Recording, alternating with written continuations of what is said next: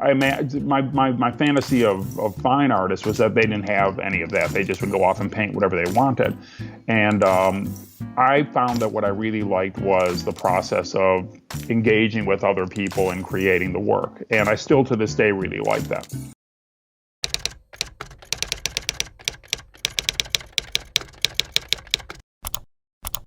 Hello everyone, here is Mario. Welcome to the 16th episode of Design Interviews and Questions, where we interview designers from all around the world.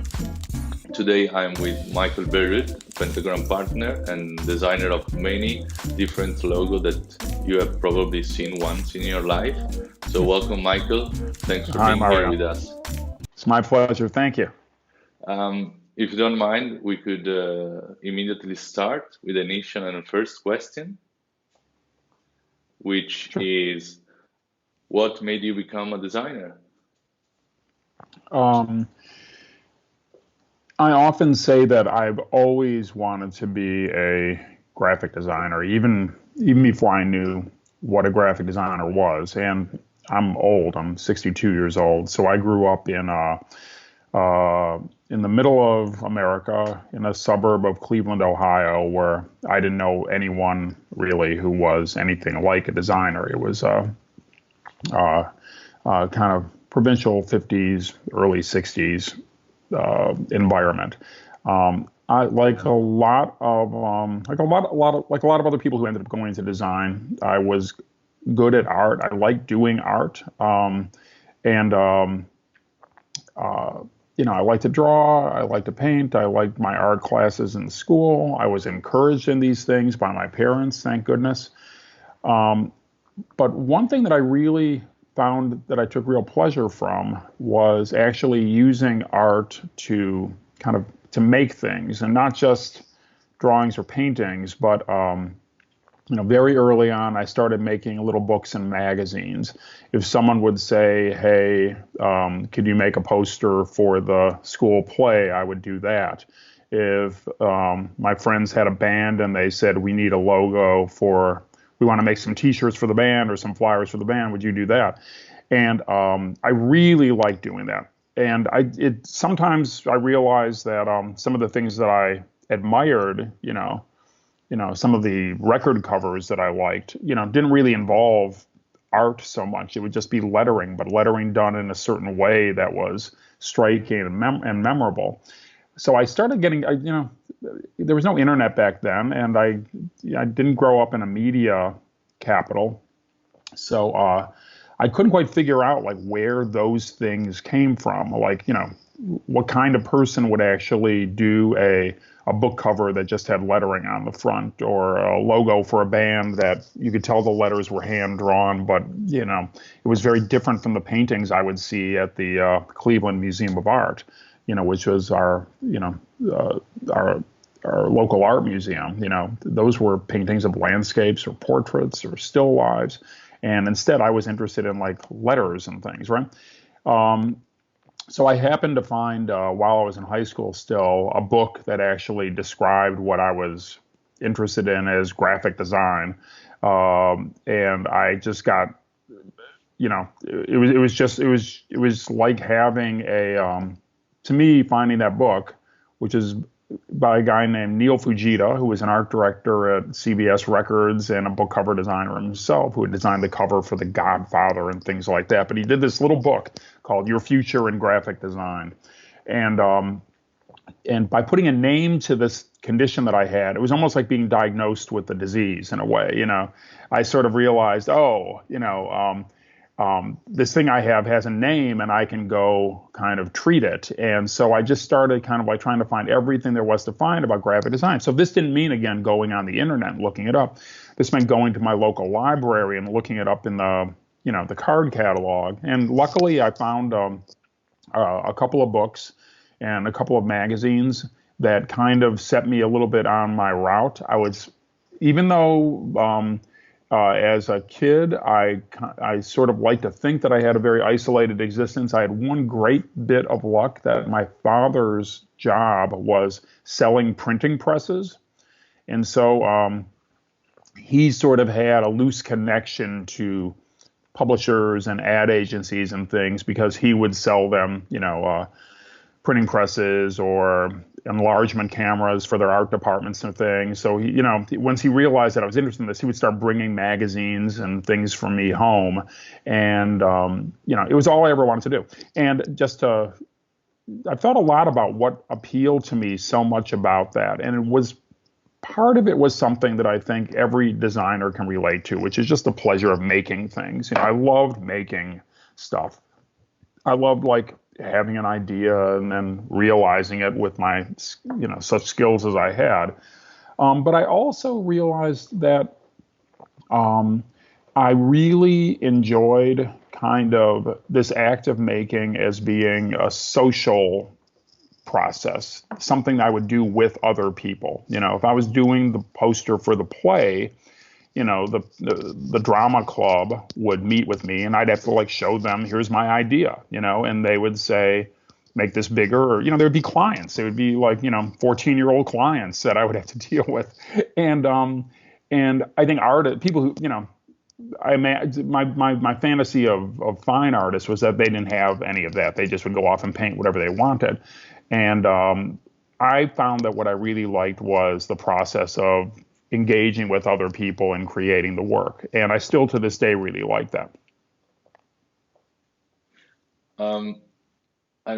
Probably people already heard about the story that you saw the logo of the track. Yeah. But in a way, what is that designed for you to translate concept or stories as in a smart logo? Or something different? It's I think logos ended up being the thing that get disseminated the most, but I was just as interested in, still am interested in, posters or books or magazines or, anything else that is doing, Mario, that thing that you just described, which is taking a idea that might be very complex, reducing it to a concise form that is engaging and arresting and intriguing, that might make you laugh, or might make you sad, or might make you angry, or might just kind of touch you in some way. And that process of translation and reduction is a thing that engages you with the bigger idea behind whatever that poster, or whatever that whatever that logo, whatever that book cover is meant to symbolize, right? And so I think that there's I think I remember that famous story that I often point to as the moment as a very young kid where I realized I saw my dad pointed out a logo for a forklift truck company that had a fun little visual trick embedded in it. It's called Clark, and the L is lifting up the C, or lifting up a leg of the A the same way the truck does. And I remember just being stunned by that and thinking it was like someone just it was like a funny joke that was just hiding in plain sight. And I just was so electrified by that. And that was sort of the creativity part of it. I had no idea, and I still to this day don't know who designed that logo, but I can imagine, that person going in front of the owners of that company and saying, okay, I've got an idea, here it is. And then someone saying, I don't get it. Why is that L so funny looking? And he would say, oh, don't you see it's lifting up like the truck? And then someone might have said, well, we make things other than forklift trucks. What about that department? So it would have been the same bullshit that you and I deal with, that any designer deals with today. But somehow it made its way through the process, and I got to see it at some street corner in suburban Cleveland. And, and it's a combination of just that, those little gestures of joy and creativity into everyday life, where you don't have to go to an art museum. You don't have to have money. You can just be walking along and see a package or a poster or, a TV commercial or a website or an app or all the things you see today. And some designer has taken some extra care to just put something, pleasant or pleasure-inducing or joyful or engaging in it that just makes life a little bit easier and a little bit more pleasant.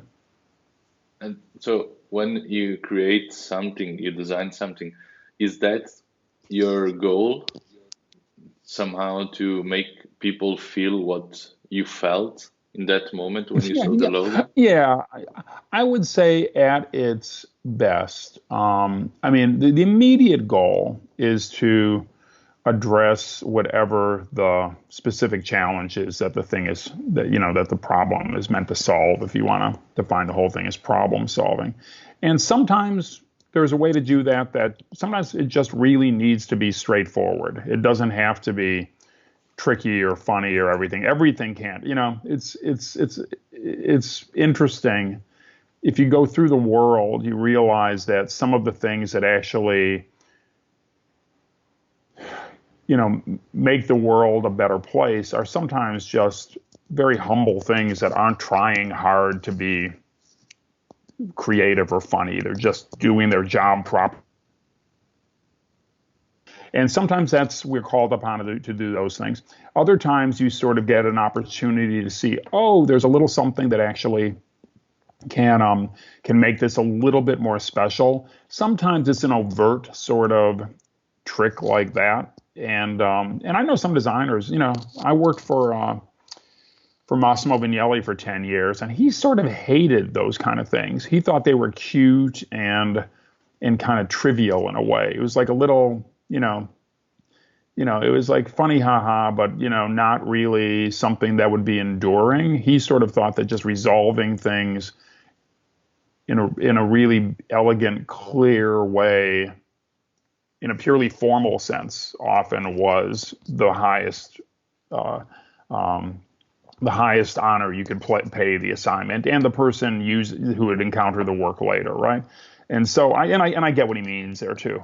So that's what I mean when I said before, not everything is destined to sort of like be tricky. If you look at like Vignelli's design of the subway map that he did for New York, for instance, or the subway signage, there's like nothing, there's no like hidden surprises in those things. They just have this beautiful visual clarity. I would say, one of the things that Vignelli did without thinking was he injected his own personality into all those things. And he might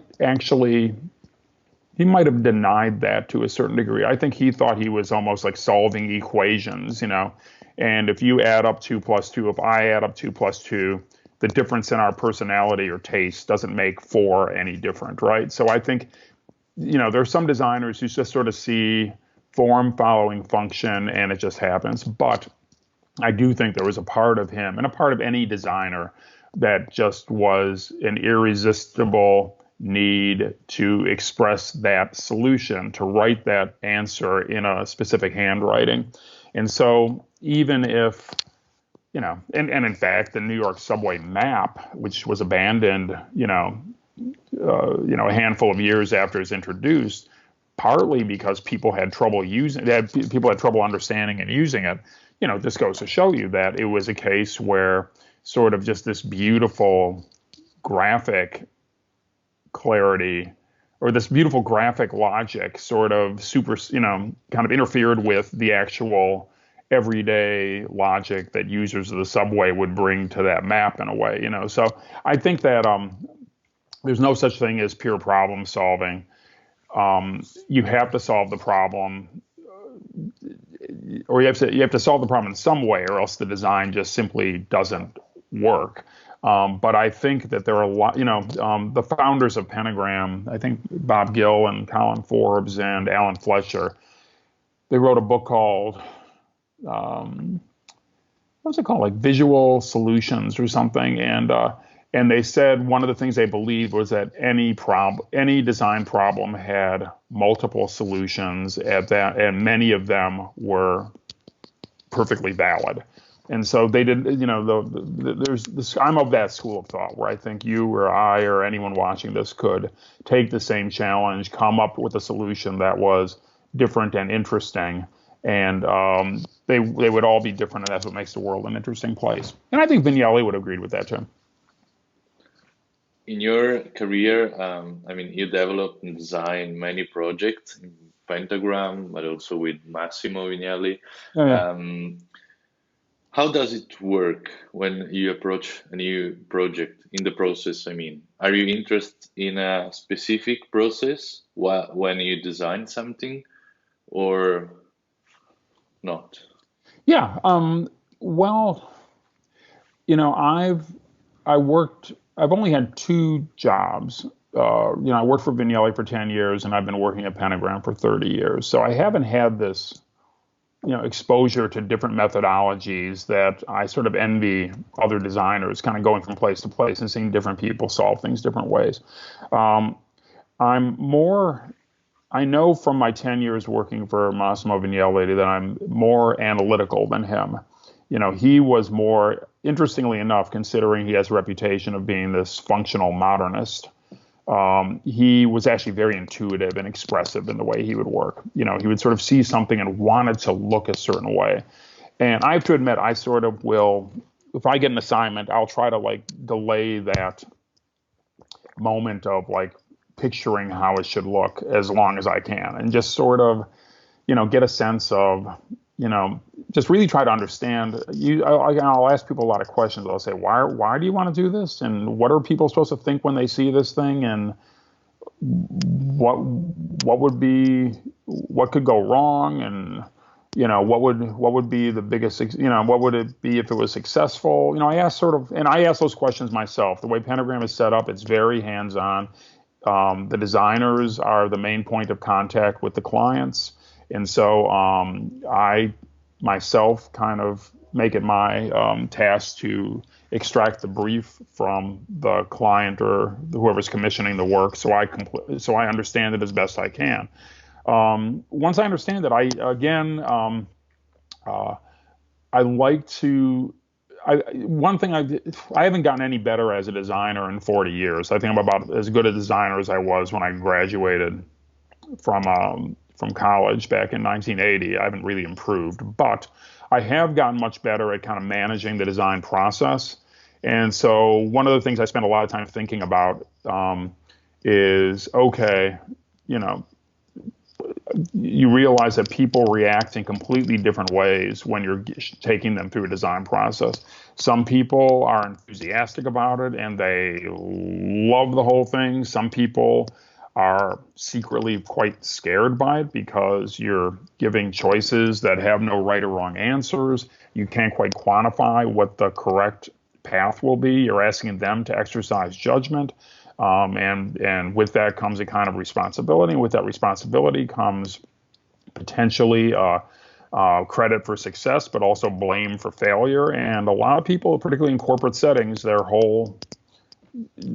main job at work is sort of like trying to get credit for as many things as possible while evading blame for anything that might go wrong. And that means they're constantly making all these different, mental calculations about, if I say I like this, will it get me in trouble? How do I make sure that I'm not blamed if someone else doesn't like this thing? And in design, you can test things or you can do all sorts of different things, but at the end of the day, someone has to exercise, someone has to make a choice, basically. And sometimes they'll leave me to make the choice because I'm the expert, supposedly. But most of the time, whoever I'm working with has to feel like they themselves are possessing whatever that, whatever that solution is, right? And so trying to figure out, how organizations work, how people make decisions, and how you can lead, one person or a complicated organization of, as many, 50 different decision makers to kind of all coalesce around one direction is actually a complicated thing that doesn't always go perfectly, but if you do it with patience, you can usually make it happen. And it doesn't happen the same way twice, which is what's frustrating. So the question about the process, I sort of like the design process for me is always the same thing. I've got like this, I've got a notebook here and I just like do little drawings in the notebook all the time. And I just try to work it out in my mind as I'm doing this. And this is what I was doing, in 1978, basically. So that part of it, what's happening in my mind, hasn't changed all that much. But I do think I've got more, in working over 5 decades, develop, more wisdom and insight into the way people work, which I think if you talk to a lot of successful designers, certainly a lot of my colleagues at Pentagram, they would point to the same thing. They would say that's really the trick about how to do good work. You sort of have to combine the thing you want to do and understand how you can align that with what people are expecting you to do and what you can surprise them with in a positive way versus a negative way. Yeah, I mean, in the conversation with Paula, something was really similar regarding the process. And she's the best about that. She's like really, really. I've learned so much from her about how to work with organizations because she started out in the record industry, designing album covers, record sleeves, and you think, wow, that's a great job. Who wouldn't want that job? Then you realize that every one of those 12-inch squares, had marketing people, managers, the musicians, all these different people would have demands that they would put on that thing. And your job was just to kind of like make something that was great, sometimes in spite of all those people. You'd have to figure out a way to kind of, find a way to kind of get good work through, even though the path was steep. And she doing hundreds of those things a year, really mastered a lot of different techniques for managing people, dealing with people, figuring out what they wanted and how you could both deliver to that and deliver beyond that. But usually in Pentagram, you all use the same process? No, not at all. Not at all. Okay. No. At Pentagram, Pentagram, for any listeners that don't know this and aren't bored by it, is a partnership that started in '72 with 5 designers coming together. Now it is 25 designers working in 4 different offices, mostly in New York and London. I work in New York where I have 9 partners. Paula shares one of them, but I also have Michael Garricky and Abbott Miller, Luke Heyman, Eddie Opara, Emily Oberman, Natasha Jen, Georgia Lupi, Matt Willey. Someone I always, when I'm sort of spewing these names, I always leave someone out now that it's 9 people. But each of us has our own team. Each of us has our own clients, and each of us has our own process dealing with projects, right? So Paula and I both joined Pentagram in the early 90s. So I joined in 90, she joined in 91. So we've worked side by side for a long time. And there are no walls, there are no private offices. You get to see everyone working on everything. So you get a sense of what other people's process is like. But because I think one of the reasons the original founders of Pentagram said that any design problem can have multiple solutions and many of them could be valid, is because each of them wanted to have their own way to kind of find their way to a solution, and Paula's answer to something would be different than Abbott's, and Abbott's would be different from Matt Willey's, Matt's would be different from Georgia Lupi's or Emily Oberon's or Natasha's, and all of them would be different from mine. And the process they would use to get to them would be different, although I think we've learned from each other's processes as we've gone along too. And also we've learned each what our strengths are. So sometimes I'll ask Paula for help on something, or I'll ask Luke Heyman for help, or Georgia, or Emily, or Eddie, or Michael Garricky, or Abbott Miller, or any of them. Actually, I'll sort of there'll come a moment where I'll think, ooh, I really need Paula to help me sort this out, or Luke would know what to do here. I just don't know what to do, and I'll sort of that's one of the huge luxuries of working in an environment like that, where you have the best designers in the world right next to you there. It's just as great. Yeah, I think should be very interesting also for the clients, that they can have also different ideas and approaches. Yeah, although when we work, each client works with each designer, and so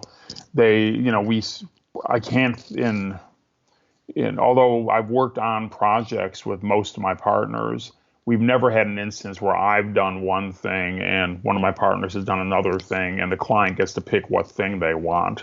Usually, what'll happen instead is that me and my partner will kind of come up with a joint recommendation that we support, that we can figure out, different ways to mutually support depending on what our skills are.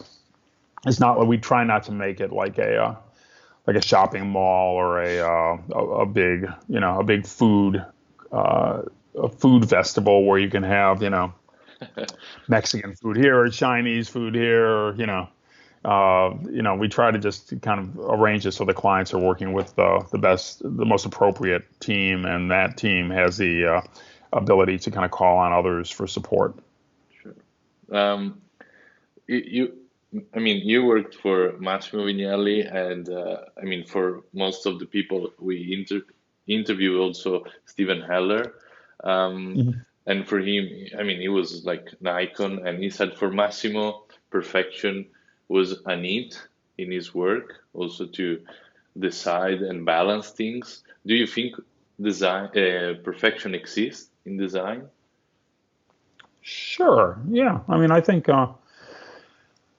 I've seen things that I thought were perfect. Although, Mario, that's an interesting question, because I think, let's go back to Vignelli. He came up with a premise for the New York City subway map back in 1972, where he decided that it would all be done, at 90-degree and 45-degree angles, that each line would have its own color and its own separate line, and that every station would be represented by a dot. And he then, with his then team, kind of painstakingly worked out a way that the entire system could be resolved just like that. And it is beautiful, and I would say perfect, right? It's like perfectly realized. And the problem with it was that in order to achieve that level of graphic perfection, it had to operate on a theory that people using the subway were using it sort of as what Massimo would call a diagram, how to get from one station to another. So it had no geographic accuracy whatsoever. It didn't represent distance. If you were walking, it was meaningless. It didn't show you how to get around in New York in any way except on the subway, right?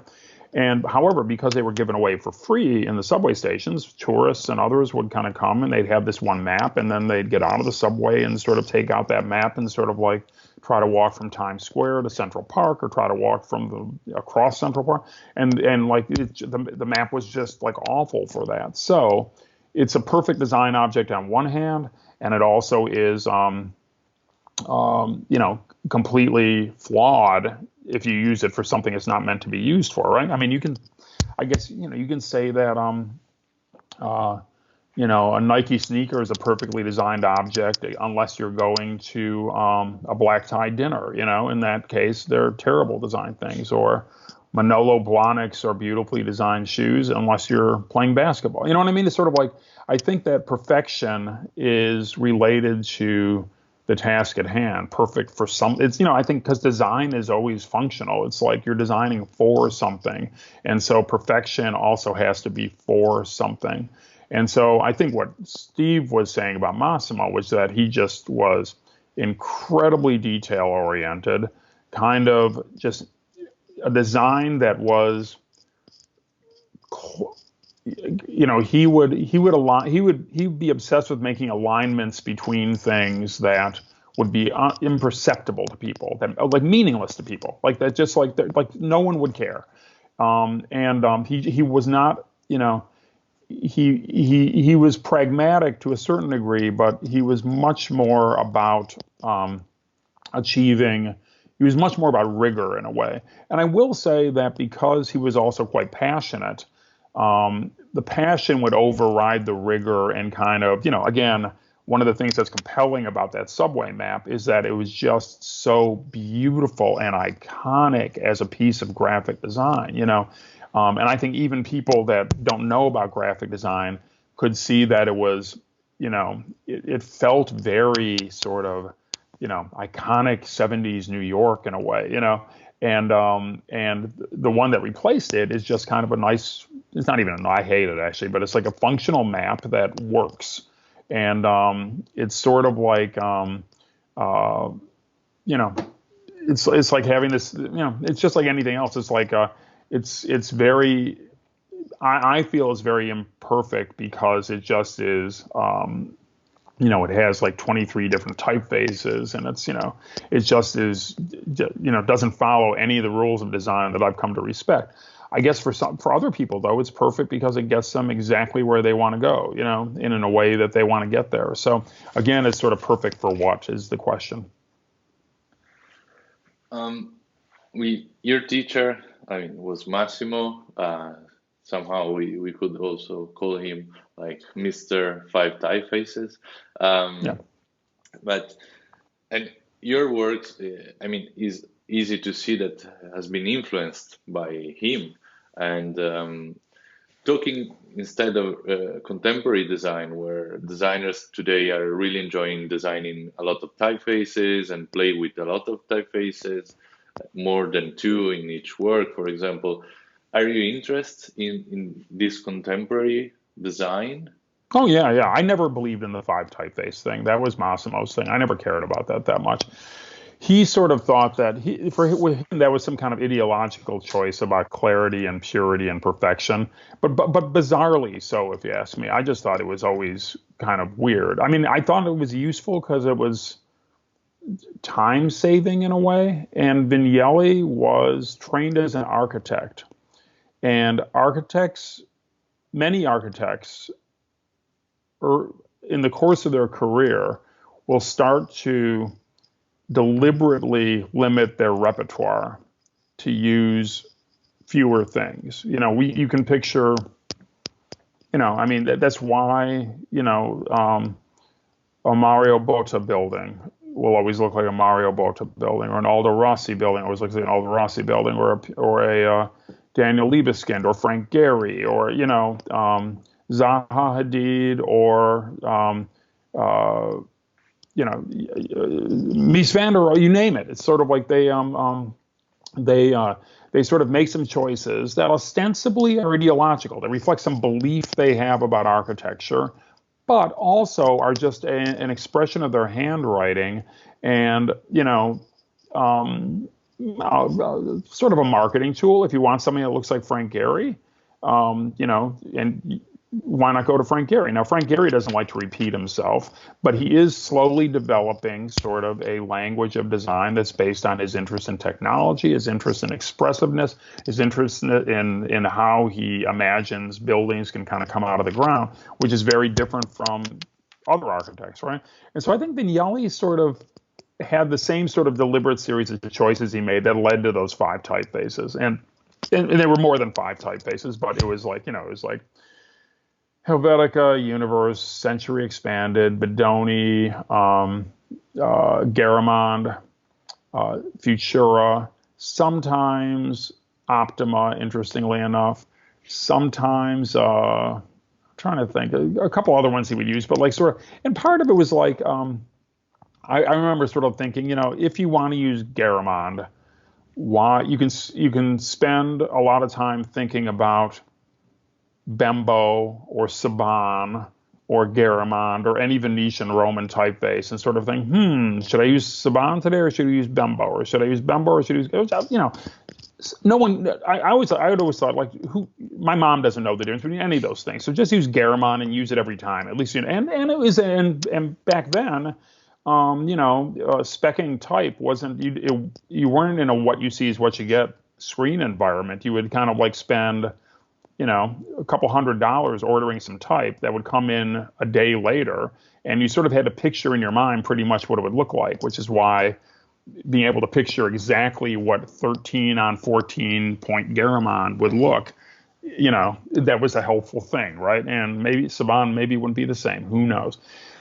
So, but I always liked, I mean, I just loved weird display typefaces. I like new ones. I still, I've commissioned a lot of new typefaces.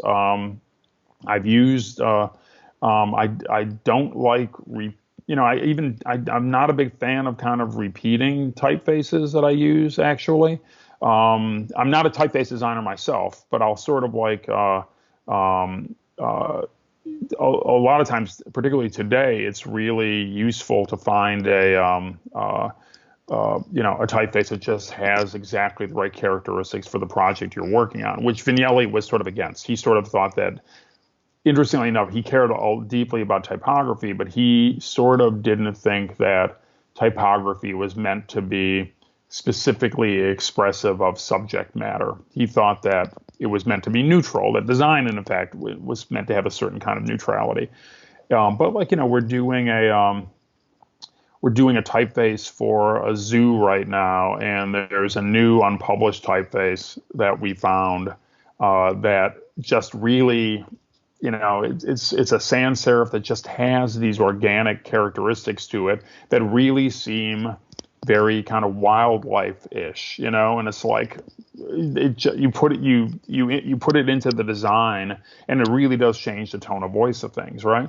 And so, something like that is like really exciting and interesting if you can encounter. I remember when we did when we were working on the Mastercard identity, and we found this new typeface that was just being launched. I think it's Eric Spiekerman worked on it, called Real, and it's based entirely on circles. Like the O's are round. It's got a one-story A. Everything is just kind of like it takes the geometry of Futura and just makes it, completely geometric. And beautiful in terms of weights, beautiful in terms of the way it's drawn and the way it resolves on screen and everything else, and it's very legible. And because that logo is based on two circles, we thought, okay, how can we sort of embed that design language of circles into everything else, including the typeface? And so we specified that typeface as opposed to anything else. Now, I suppose Massimo would have used Futura because it's sort of geometric, but I think if something is better for the purpose, you should just use that instead, right? Absolutely. And today, internet is a very necessary tool for design. I mean, starting from the research to the communication of the image of the studio, for example. Mm-hmm. Do you think internet and technologies had good impact on design? Because also you come from a previous generation where internet was not, in your life. Yeah. Well, I think that the effect that the internet's had, one of those effects is permitting us to have this conversation right now, has been overwhelmingly positive for design and designers in that it's given us more access to information, to audiences, to ideas, to inspiration. When we're, just to get to your previous question, Mario, about typefaces, when we're doing, when we're trying to source potential typefaces for a project, in 1980, I would have been standing in front of a bookshelf, taking some books down and kind of turning the pages of them, seeing what typefaces my local typesetter had now, And so now, there's a project right now where, we had an idea, and someone had done a student project where he had started developing a typeface that's perfect for what we want to do. And so we reached out to that student, and what we want to do is sort of like, fund the completion of the project and make it, and make it, let him commercialize it so that he's in a position to kind of sell it to us. And we would have never known about that except for the internet, right? So I think the internet's a miracle in that regard, And then weirdly, we've moved from the phase, I think, where, if we were having this conversation 10 years ago or 20 years ago, it would be all about, now that you're not designing books or record covers or things anymore, And all you're designing are websites. How has that changed design? And like, no one talks about designing websites anymore. Like, I mean, like no one talks about that. It gets done. It happens. But I mean, it's not like it's not like that replaced design. That just became another thing that is a tool that expresses design ideas that, that goes out into the world side by side with, with a canvas tote bag or a printed thing or a billboard on the street corner or, something that shows up in your Instagram feed or on TikTok or someplace else. So I think, digital media has kind of introduced a kind of speed and fluidity to the way we're able to communicate, which is hard to stay ahead of. It certainly has made the pace of work just, dazzlingly fast compared to the way it used to be back in when I was a kid, when I was your age. And so that transformations happened. But I think all of that is for the best. I think it just made more things more accessible more quickly to more people. There's some people that just, I know there are people that sort of think more things more quickly, more accessible to more people is a bad thing. That, and then that might be the Vignelli thing. A strict diet of 5 typefaces is better than having a huge infinite smorgasbord of 1 million typefaces. I just don't agree with that. I think that that choice is a great thing, and I think that all it means is that we designers have to be as purposeful as possible in the way we exercise that choice on behalf of the people we're working with, because that's what they look to us for.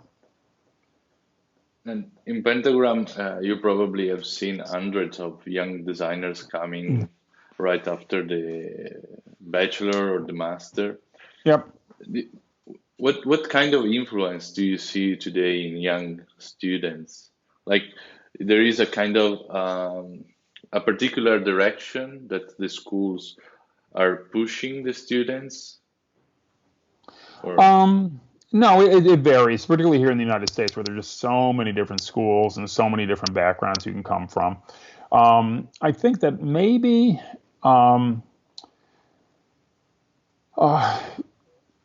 again, to your previous question, because everyone has the capacity to be exposed to the same things and the same influences, frequently, you can come from anywhere and have any kind of educational background and still seen and been influenced by the same things on the internet as anyone else was, right? And and I think there are. I can't even say these days that I detect real trends in what those things are. I think that. And in fact, that's probably, what I what I personally like to see when I'm looking at portfolios is people that appear to have a curiosity about the material that they're working with and an eagerness to engage with the content, as opposed to just a desire to kind of just make form. I like people that kind of combine form and content and kind of are curious about what that content is, where it came from, what its purpose is, what the intent of the communication thing they're working on is, and then I like typography, and I like I like people that have a kind of like discipline, are able to work in a kind of rigorous, disciplined sort of way when they for certain things, and then kind of have a kind of release from that at other times. And so I'll look for certain kinds of portfolios or certain kinds of work or certain kinds of conversations I'll have with a new graduate that I know personally. I'll look for something that's different from what one of my partners might look for. They could look for something completely different. Today, I mean, the role of the designer is become more and more independent, also because maybe previously in the society was not like was not seen like a necessary role. Mm-hmm. And now I have this sensation that designers are like fighting, like also generating their own content, also to, Yeah, sure, to sure, take sure. their Yeah. own space. Do you think in the future the designer is going in this direction and it will be something like this? Well, um, it used to be, when I graduated, you know, um, 40 years ago this summer, uh, my, no one had ever heard of me. It didn't matter whether I was talented or had ideas or not. No one was going to hear of me. How would they ever hear of me? By what means would I acquaint people with my work, or or for that matter, see the work of my peers? I knew the kids that were in my class at school. I moved to New York, and I sort of I had heard of Vignelli, but I didn't really know that much about him. How would you know that much about him? And so the challenges that I would have over back then. I had to go work for Vignelli. Then I had to just deliberately, over a period of years, sort of enter competitions and try to get involved in publishing things and seek opportunities where my work might get exposed, right? But I mean, that took 3, 4, 5 years, and it was 10 years on that I joined Pentagram as a partner. So I guess it took certainly 6, 7 years, and then a few years after that, I was in a position where I could really have an independent voice, let's say. Now, any designer can have can have an online presence, a social media voice. If they are an original thinker and they're talented and they like making things, they'd be able to get that out there into the world, using exactly the same tools that Pentagram has, or that any other designer you might has, right? I mean, we have a bigger audience because we've been around for, nearly 50 years, and we have 200 plus people all contributing to the effort. But someone could come along with and has people come along with these great ideas. You sort of see them online, and then and it can be just as potent. So I think at the end of the day, even though we're entering a phase, even though we're well into a phase where people talk about teamwork, collaboration, co-design, stuff like that, and all those things are important, I do think that strength of individual voices and the contribution you can make as an individual creator are perhaps all the more important. And we're at a moment where the communications environment really enables any of us to kind of exploit that to try to get our own voices heard. And today, I mean, we arrived to the last question. And today we are facing this global pandemic, which, I mean, it's this invisible virus that we don't know really how to fight.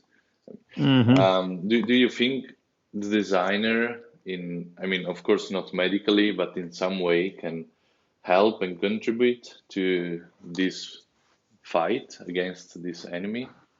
Oh, sure. They already have. There are designers who have done. I can picture specific information, data visualization exercises that have almost nearly on their own kind of clarified for people the idea of what viral contagion is and how social distancing can have an effect on it. At Design Observer, we had an interview with a guy named Design Observer, the website that I work on. We had an interview with a graphics editor from the Washington Post named Harry Stevens, who had done this animation with this little grid of bouncing balls, showing how if the balls are closer, the propensity for infection is more. If you sort of separate them, it's less. And then he sort of worked out this series of visualizations that shows the effects that those things have on flattening the curve, which is almost what that article introduced as a phrase into the world. People were saying it, but that one piece that he did, that he originated, and he was trained as a graphic designer. He's not a writer. He's not a health, he's not like an editor in their health policy department. He's not a political editor. He's just a graphic designer who had a way of visualizing that's hard to visualize. As you say, we're fighting an invisible enemy. And so visualizing is a key thing. And Harry figured out a way to visualize it. It's to this date, the most visited story on the Washington Post website in history. It got shared by Barack Obama, and sort of, the rest is history. And he just, it was a design response to an information problem, basically. People were trying to explain this complicated sort of thing about how this invisible disease is transferred between people who may not even know they have it. And how can you sort of like clarify to people that this simple act of simply staying at home, staying away from, not traveling, staying away from people could actually have an effect on the transmission of that disease. And he managed to visualize that. Now, that seems like 1,000 years ago. It was, less than a month ago that he did this.